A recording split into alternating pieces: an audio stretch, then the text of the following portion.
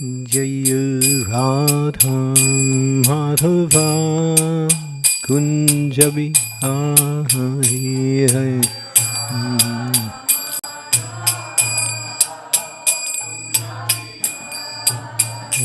Jai Radha Madhava Kunja Bihari Hare.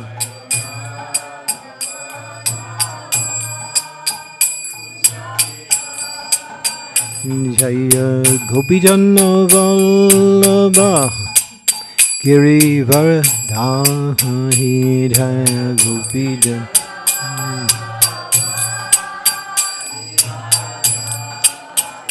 Jaya Gopijana Vallabha Girivardhari Jaya Gopijana.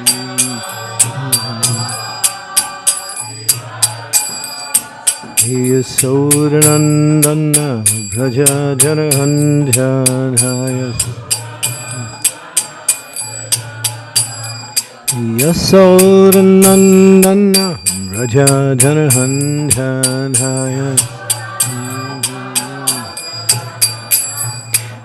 Jamuna Tira Vana Chadiyam.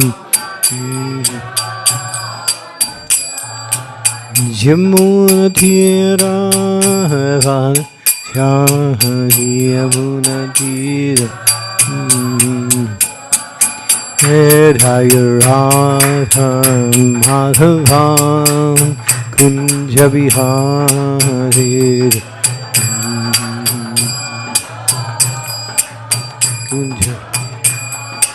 Jaya Radha Madhava Kunja Bihari.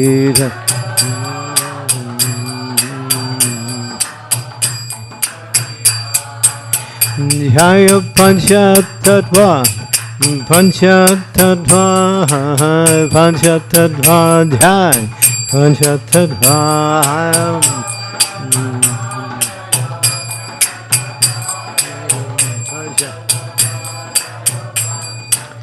Jaya Gauranitai Gauranitai Gauranitai Jaya Gauranitai.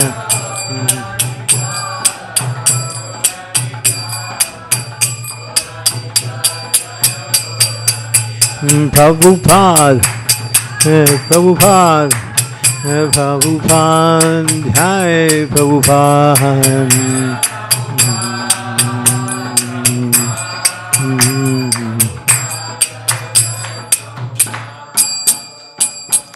Srila Prabhupada ki jai. Harinam Sankirtan ki jai. Shri Panchatattva ki jai. Srimad Bhagavatam, Canto 8, Chapter number 12. Mohini Murti bewilders Lord Shiva. This is verse number 6. Om Namo Bhagavate Vasudevaya. Om Namo Bhagavate Vasudevaya. Om Namo Bhagavate Vasudevaya. Tavaiva Charanambojam Sreya Kama Nirasisaha Visrajyo Bhayata Sangam Munaya Samupasate Tavaiva Charanambojam Sreya Kama Nirasisaha Visrajyo Bhayata Sangam Munaya Samupasate Tavaiva Charanambojam Shreyas Kama Nirasitaha Visrajo bhayata sangam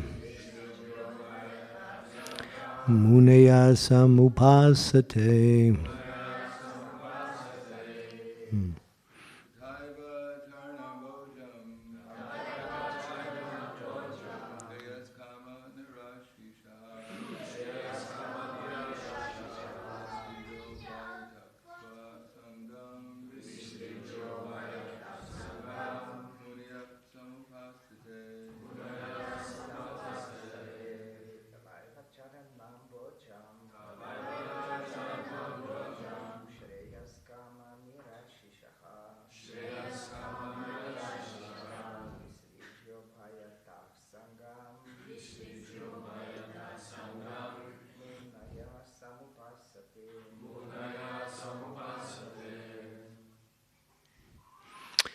Ladies? Mm-hmm.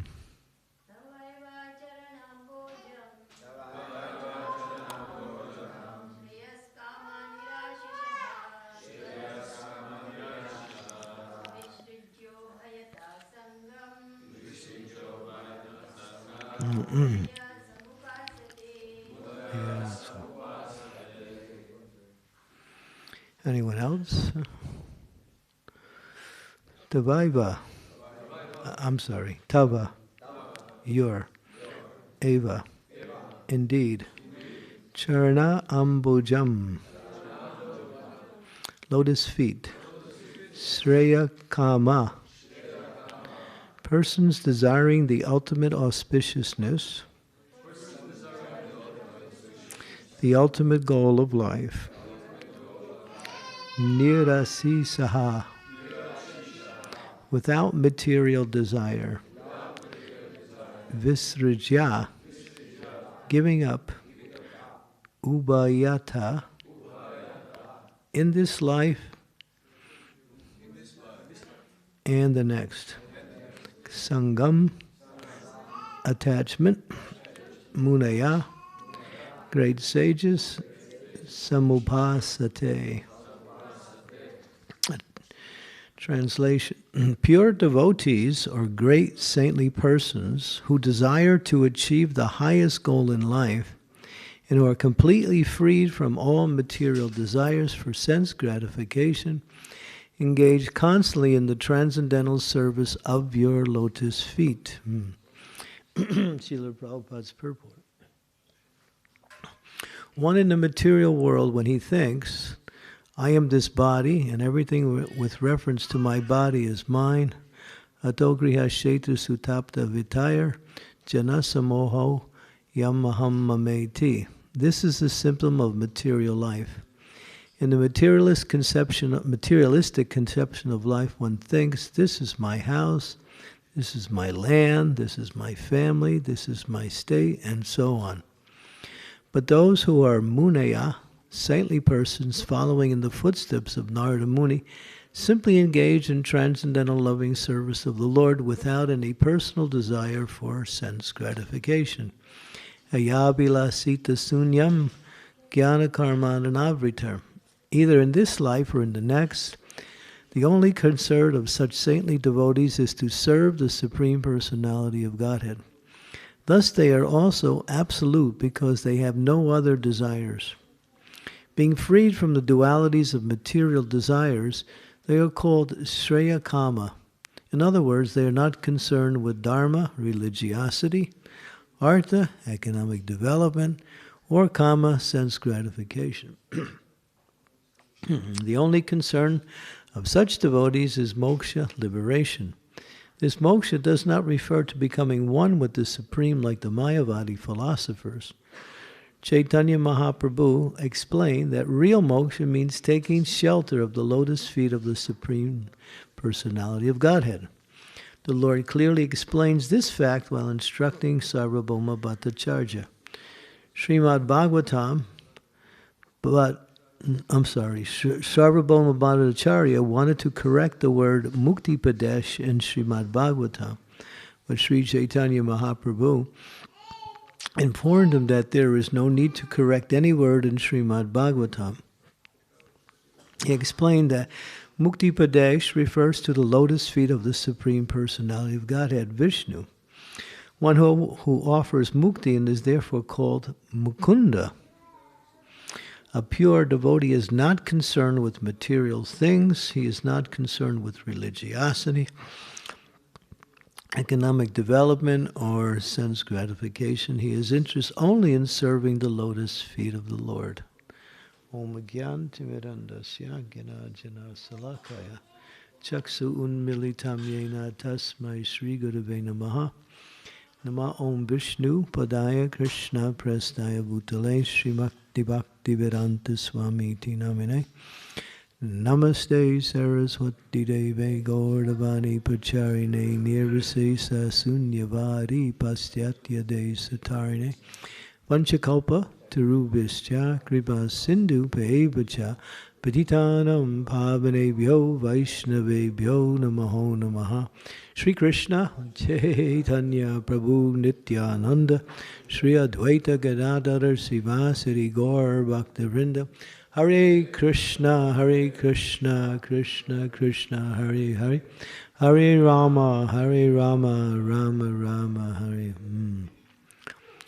Now this verse gets right to the, verse and purport gets right to the essence of devotional service, is to become ekagrata, or one-pointed, fixed in a proper direction, or in a one-pointed direction.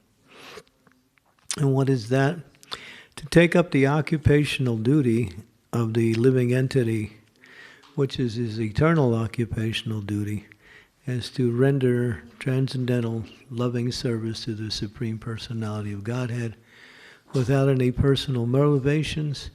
Savai pumsam tabaparo damo yado bhakti ahoksa jaya hoituki apriyata jayatma supersedati.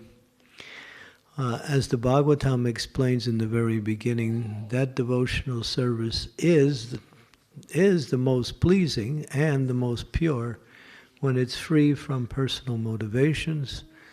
In other words, one is not trying to gain something material. One is simply trying to execute activities that are pleasing to the Supreme Lord with the intention of pleasing the Lord. That's the focus, and Rupa Goswami gives the statement here in his Bhakti Rasamrita Sindhu. Devotional service free from fruitive desires or any gain from philosophical speculation, to be done for Krishna with a desire to please Krishna. To come to that stage is the process of bhakti. To try to surreptitiously adopt that mood may help you to get a clear understanding on what you need to do, but to actually come to that consciousness is the platform of purification. Therefore, we take seriously all of the activities in devotional service, because they're meant to cut away all of these, what we say, blockages or desires that are contrary to our ultimate benefit, and that is pure devotional service. In fact, when we speak about devotional service, as is mentioned, there's only one kind that's called pure devotional service. Although you'll read in the statements, in the Shastras, especially in the third canto, they describe bhakti or devotional service within the different modes, the mode of goodness, the mode of passion, the mode of ignorance, which are tinged, or they're mixed bhakti. They're more like karma mishra bhakti or jnana mishra bhakti. Bhakti that is mixed with something else. But that's just to give a little indication that bhakti is still there even in a mixed form, but it's not satisfying to the self. Only when bhakti is coming to the point of focusing on the Supreme Lord with a desire to please the Supreme Lord. And that is a mindset we can develop through our practice of Krishna consciousness, that the direction of the activities we perform is ultimately meant for that person whose activity, who has created all activities, Krishna, or Krishna's pure representative. When we direct the activities to please the spiritual master, we are directing the activities to please Krishna. There's no difference. And so this verse gets right to the point that those who understand their ultimate benefit simply work for that goal in mind.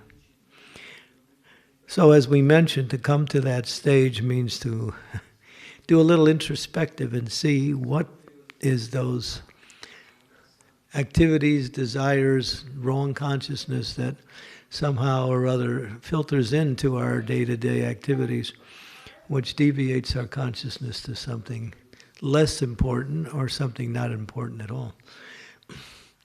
And so that it takes practice to come to this stage. And of course, the essence of that practice is the process of devotional service centered around the glorification of Krishna's holy name, the chanting of the Hare Krishna Maha Mantra. In Bhakti Thakur, in his Bhajana Rahasya, he describes the various types of blockages in devotional service, and he categorizes them in four categories. Philosophical misconceptions, anarthas, or unwanted things based on getting some pious activities in previous lives or in this life. Impious activities also are blockages. And of course, offenses are really strong blockages. So he mentions these four categories of four, which comes to 16. So devotees should understand what are these blocks and somehow or other try to remove them by the mercy of the process of devotional service and by chanting the holy names. Also, some of these can be very, you see sometimes devotees struggle for a long time and they don't really feel like they're making any advancement. There may be a really strong block, either due to a last life or even this life, that keeps haunting them. And they somehow or other are not able to either see it or go beyond it. But Bhaktivinoda Thakur gives a very encouraging statement in describing how to move forward in the process of removing the anarthas. And he concludes his summary of explanations of the anarthas by saying that Harinam Sankirtan crushes, he uses that word, crushes all the anarthas to pieces. So there's where there is the fast track. But still, we should be aware of and carefully avoid those things which are our blocks. It's very hard to see sometimes where we are stuck, but we can get stuck. It could be just a wrong understanding of a right principle. Or it could be some offense that we haven't somehow or other dealt with when we keep making it. There are many things that come up in a more subtle way. That's why sadhu sangha sarva sastri hoy lavamatta sarva sanghe sarva siddhi hoy. Association with devotees helps to reveal, this is important to understand, some of these blockages that we have simply because the association of devotees acts like a mirror to reflect our own consciousness. That's why it's so important to associate with devotees. Sometimes devotees think that they can make better advancement outside the association of devotees. And you'll find that there are some devotees who always like to associate with devotees all the time, and then there's those who choose to associate at different times. And there's those who maybe do it a little bit less. That may be a particular according to one's nature. But one should adopt the mood of sadhu sangha in everything we do, especially in the execution of devotional service, because we get knowledge from that sangha. We also get, as we mentioned, a little bit of an awareness of where we need to work on it. We can start seeing our own anarthas. When we're alone, we don't see our own anarthas. We look in the mirror and we think, I'm making advancement. Just see, my tilak's even better than it was yesterday. So this kind of, what we say, analysis really is paralysis. It doesn't really go anywhere. So therefore, sadhu sangha is very important. I remember I was in a very challenging situation one time. In Chicago, we were with Bhakti Swami. And he likes to really get to the essence and churn it and make it pinching sometimes. So he gave the Bhagavatam class, and it was more like trying to understand where you need to work on or what you need to work on. So at one point, he had the devotees break up in groups of twos, and what you had to do, and this was the exercise, you had to say to your partner, what's my problem? What is it about me that I need to work on? And so, in other words, he has to tell you what's wrong with you. That's the hard thing. It's not so hard to ask anybody what's wrong with you, but when you have to tell somebody what's wrong with them, it's a little mortifying a little bit. And you start thinking, am I going to commit offenses in this or what? So, yeah, well, we did it, and I think some devotees really didn't do it. They did it. They acted like they did it. They did something else and made it look like they were. I was one of them.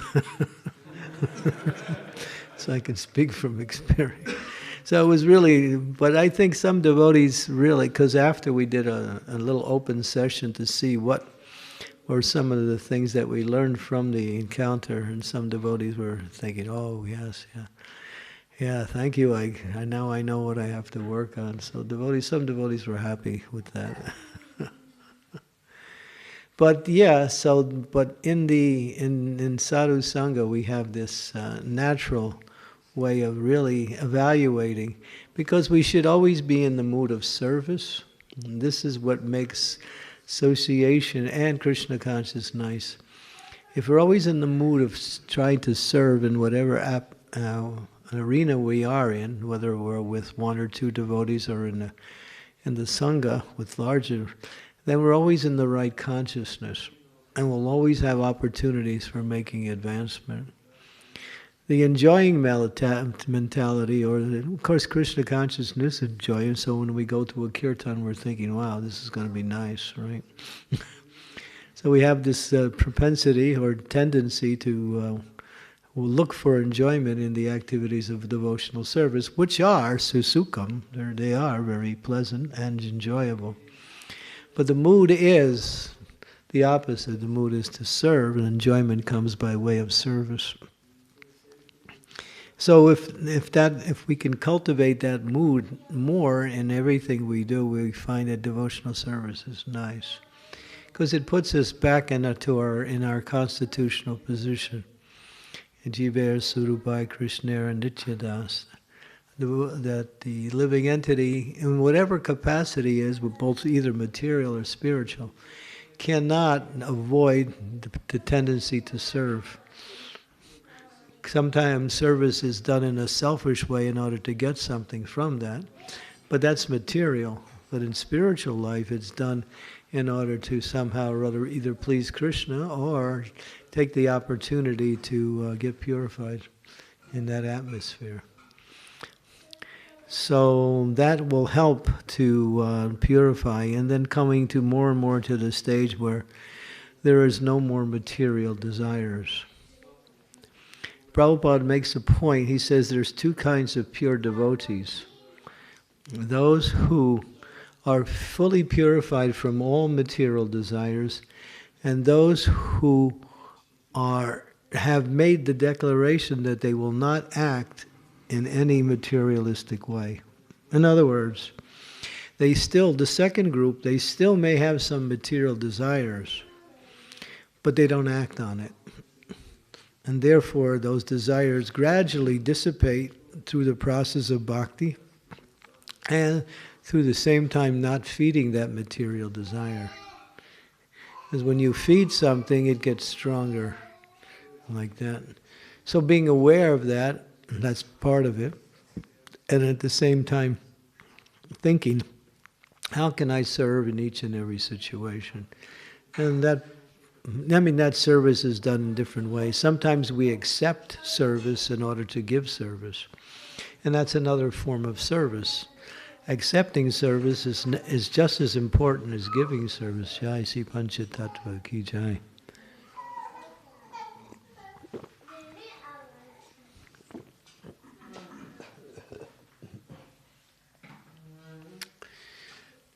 So it's not that we don't accept service. We do accept service because that gives the chance to someone else to offer service. But at the same time, we use whatever we get from whoever people give to us as an opportunity to increase our own devotional service like that. So accepting and giving service are just two sides of the same coin, pretty much. Okay, and here, and this is also, Prabhupada uses the word mukti in a little bit less direct way, or we might say in a broader way. He says mukti actually, in this case, or moksha, refers to devotional service. And he qualifies that in some of his statements where he says that one who is engaged in devotional service is already liberated. One doesn't have to try for liberation separately because devotional service includes liberation. In fact, it includes everything beneficial to the living entity. And of course, freedom from material desires and the sufferings that come by material activities are all included in bhakti. One doesn't have to do that separately. So become, what is it, Ekavrata? What is that verse from the Srimad Bhagavad Gita, 7:28?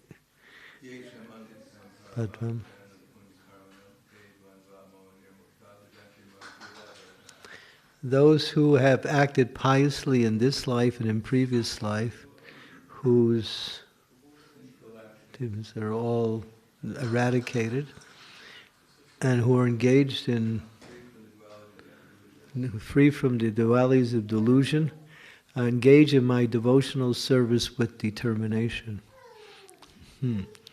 So becoming free from the results of pious and impious activities, then one is, or more or less, without the encumbrance of the mind always being diverted towards these activities. And then one can, drita vrata means fixed, or not just fixed, but fully fixed in devotional service. So we want to come to that stage. One of the ways, when in a more mechanical sense, that you can help develop that is by making a schedule in your devotional service, by trying to keep yourself aligned with a particular day-to-day routine. Of course, there's always variables, but that will help to keep the mind in the right direction, like that. If we're not aware of what we're going to be doing later, Maya has plans. She'll tell you what you're going to be doing later. She has her way of, as it's mentioned, Maya knows your weakness. Whatever weakness you have, she knows that. And whatever, if you, just like they use the example in a boxing ring when two boxers are fighting, if some boxer hits the other one, and there's some cut or some bleeding, that's a vulnerable spot now. So that that fighter will try to hit that same spot again, because it becomes vulnerable. So Maya's like that. She knows, she's fully aware where your weakness is. And she always keeps pushing in that area. Why? Not that she wants you to fall down, she wants you to learn that this is where you need to work on. And she's actually a friend like that. But sometimes we don't get it. And somebody else tells us, hey, get it together. Okay, so this verse and the purport is very much, and Prabhupada sums up the whole thing.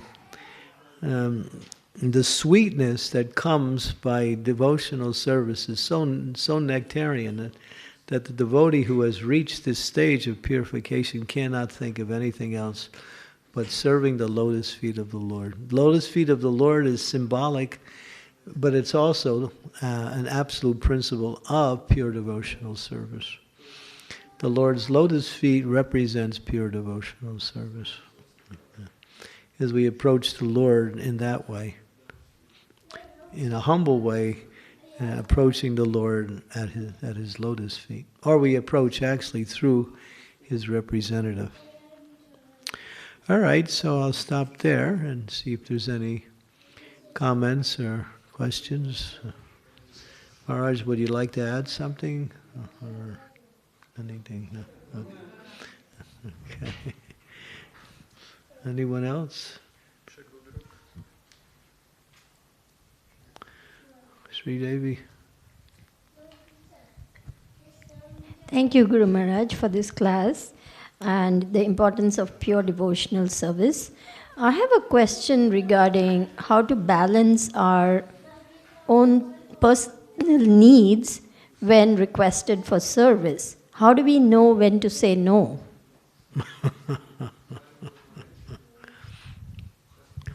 Well, when you have a schedule, that helps you to evaluate. That's one way. It helps you evaluate, doesn't give you the absolute answer. Because if you have a certain duties at a certain time of the day, you try to stick to your schedule unless there is a need. So it's not about saying no, it's being reasonable when the requests come for additional service. And you have to just... Because if we don't clarify our situation, then we have a certain expectation, and then those who are trying to give us service also have expectations. So therefore, when they say clarify your expectations, through communications. So when things come up just randomly, then you have to think, well, can I do it? If I can do it, let me do it. But if I can't, then let me explain. And if there's an emergency sometimes, just like we found sometimes, we find there's a cook needed, or there's a pujari needed, and the offerings and the artis have to go on. And so the temple president, the temple commanders are looking for someone to fill in. So someone should, if you're asked, it's an important service, you might think, well, this service needs to be done and I'm being asked. So we might also push aside something else to do that. So there are emergencies where deity worship needs some, fulfillment at the time. Thank you. Yeah. Okay. Anyone else?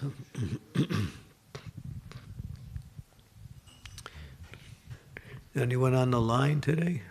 No? Okay. They're lining up. Yeah, there's one question, Maharaj, from Avaduta Rai. Srila Prabhupada emphasized the importance of Varna Ashrama, but Bhaktivinoda Thakur says within Varna Ashrama one develops the material designations of I and mine, and this notion gives rise to imaginary friends and enemies. So the question, is this not controversial? Because one is dear to the Lord when free from ahamameti as per Bhaktivinoda. Well, when Chaitanya Mahaprabhu was talking to Ramananda Roy, he asked him to explain what is the process of devotional service. And the first thing he said is Vanashrama Charyata. He quoted a verse about the duty of Vanashram. And Lord Chaitanya said, Io bhaje. That's external.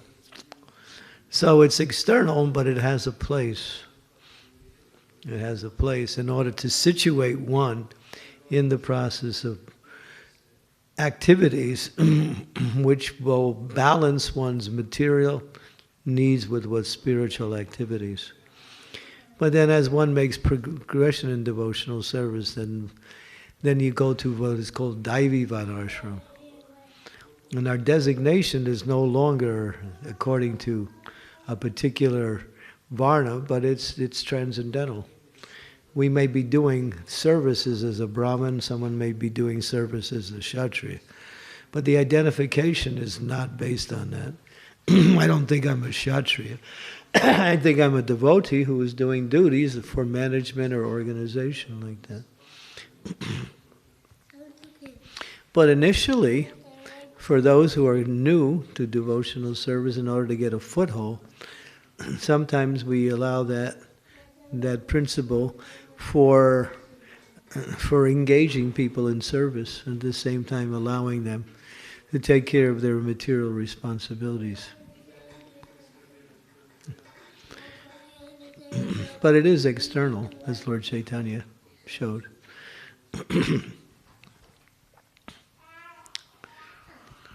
That's it. Okay. Yes, Uruguay? Thanks, Maharaj.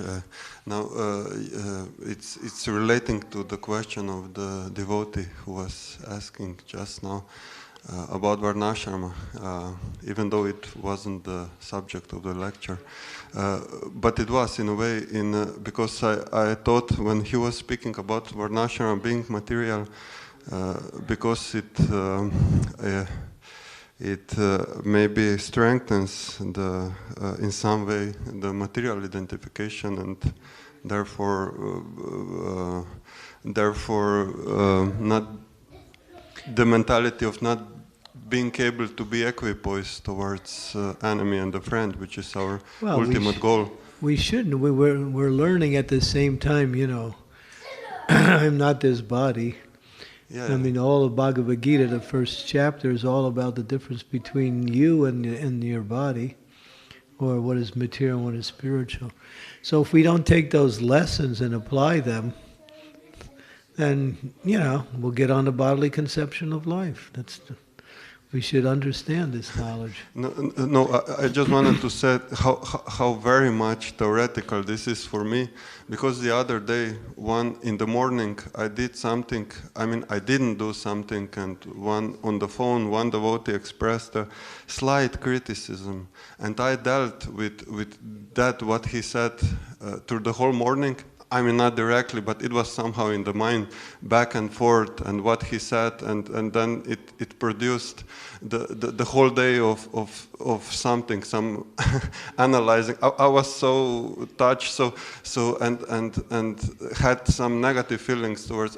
Anyway, it's so far from my reality, this being equipoised. So before I understood that he is a friend, I needed the whole day, maybe sometime lifetime is needed. Are you okay now? Yeah. Okay, good. I'm okay. Problem solved. These things happen. Sometimes people inadvertently say something that causes us disturbance, and sometimes they intentionally do it. And that's just the way the world is. You just have to see. I don't know. I can't really speak for the situation because I don't know. But, if you need to work it out, work it out. But if you can somehow let it go and continue on, then... No, I just wanted to say we obviously aren't equipoised, and Varnashrama is not going to destroy our equipoised, whatever quality of being equipoised. Varnashrama is not the great danger for being equipoised, as this devotee was pointing out. Somehow it was funny that we are speaking about such an elevated, pure devotional service here. And Varnashrama is obviously needed for us. Here we should do something for Krishna. It's Daivi Varnashram, it's not material Varnashram. Material Varnashram has no place because nobody can sort it out anyway. And Kalo Sudra Sambhavan, everyone's engaged, everyone's born Sudra. And therefore training in education is needed, both on-the-job service and education. If we don't read the books and understand at least philosophically we're not this body, we can't progress. That's why Krishna made that the foundation for all the knowledge he gave later in Bhagavad Gita. The first principle he taught was, you're not the body, you're different. And he gave a lot of emphasis describing these principles from different angles, just to make it clear. Otherwise, if that concept is not understood, at least theoretically, and applied even at least theoretically, one is simply, looking for material gain in everything they do. Because it's about me, it's about the body, it's about the mind.